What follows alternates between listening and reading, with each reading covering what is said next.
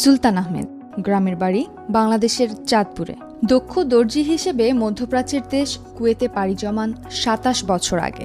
অল্প পুঁজিতে নিজ ব্যবসা প্রতিষ্ঠা করেন কুয়েত সিটির অতনিয়া মার্কেটে।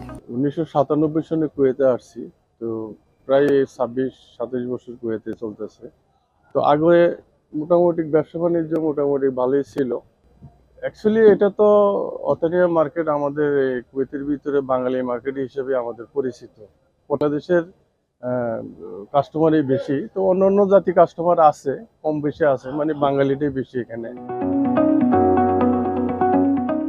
শুধু সুলতান আহমেদ নয়, কুয়েতের প্রায় প্রতিটি শহরেই দর্জি ব্যবসার সঙ্গে জড়িত বাংলাদেশিরা।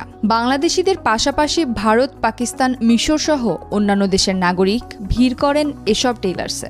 আমি প্রায় 18 বছর কুয়েতে